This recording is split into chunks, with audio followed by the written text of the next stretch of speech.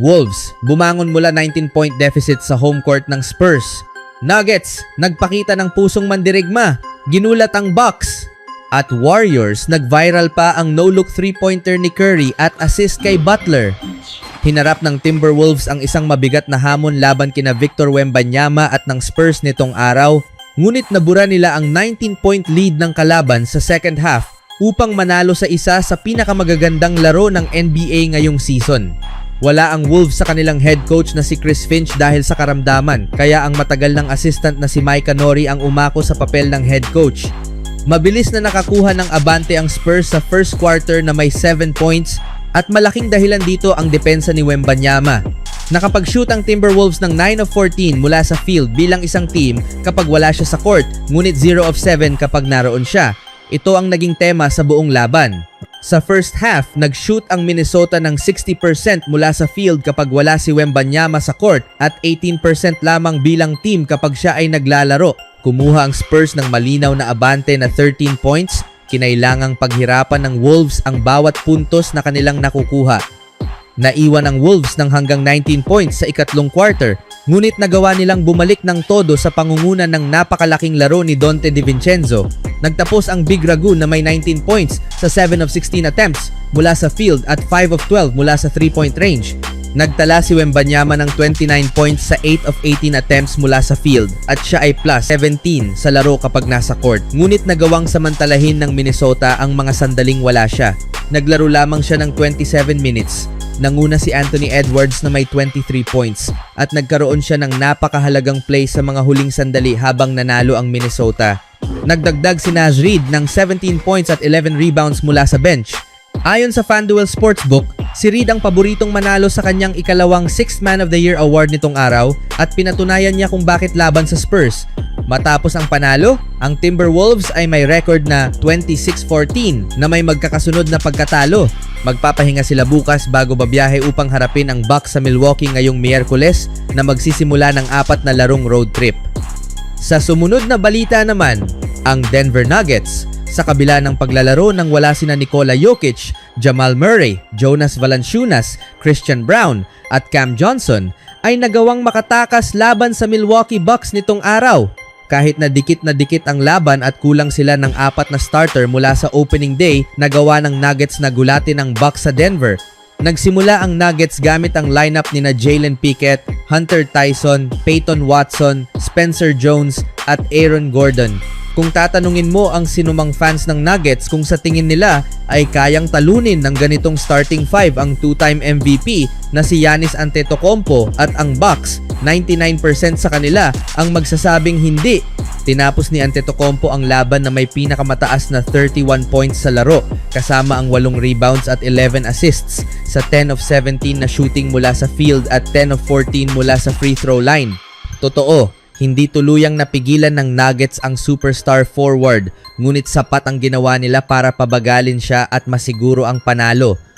Kamakailan lamang bumalik si Gordon mula sa 19 games na pagliban dahil sa injury at unti-unti nang nadaragdagan ang kanyang playing time mula nang makabalik. Mabuti na lamang at handa siya na maglaro ng mas mahabang minuto dahil labis siyang kailangan ng team. Dahil sa sirang frontcourt, inatasan ng Nuggets si Gordon na maging starting center sa laro at ginawa niya mismo ang eksaktong hinihingi ng Denver. Sa loob ng 32 minutes ng paglalaro, ang pinakamarami niya mula nang bumalik mula sa injury, nagtala si Gordon ng 23 points, 6 rebounds at 4 assists. Tiyak na naging maliwanag na bahagi siya para sa Denver sa laban.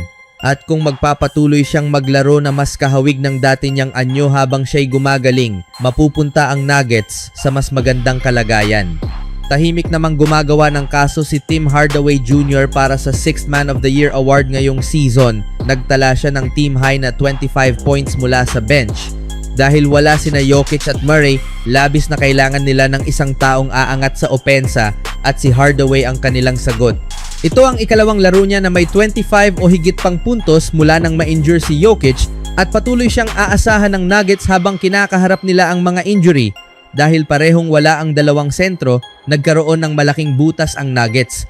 Sa kanilang pagkawala, umasa ang Nuggets kina Daron Holmes at Zeke Naji para punan ang puwang na iyon, bagamat si Naji ang tuluyang kumuha ng papel na iyon.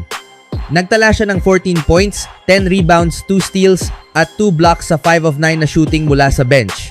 Ito ang unang double-double niya ngayong season, ngunit ika-4 na sunod na laro na niya na may double-digit scoring. Habang ang Nuggets ay gumagamit ng starting front court ni na Gordon at Jones, napakahalaga ng presensya ni Naji mula sa bench. Sa kabuuan, nagpakita ang Nuggets ng mahusay na team performance at nararapat na makakuha ng malaking papuri ang head coach na si David Adelman.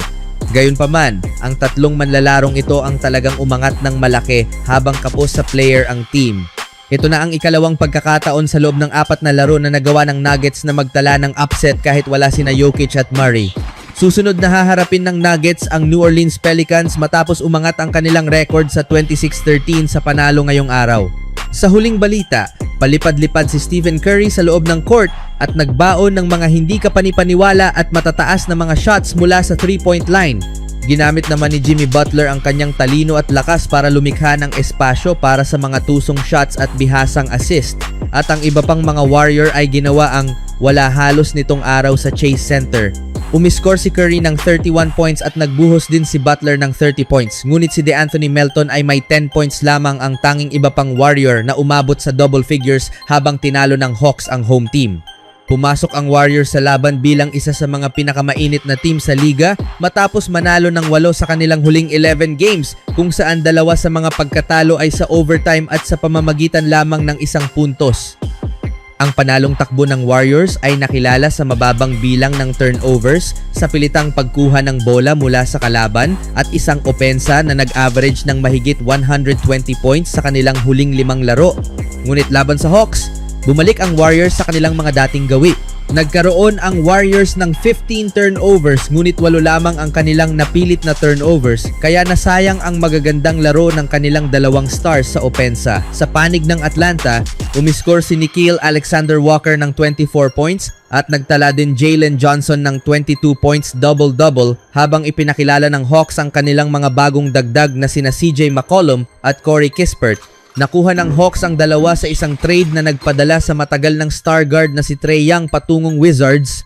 Hindi agad naramdaman ang momentum dahil kapwa ang crowd. Marami ang nakasuot ng jersey ng 49ers at nagdiriwang ng panalo ng team sa playoffs. At ang mga players ay kulang sa sigla sa simula.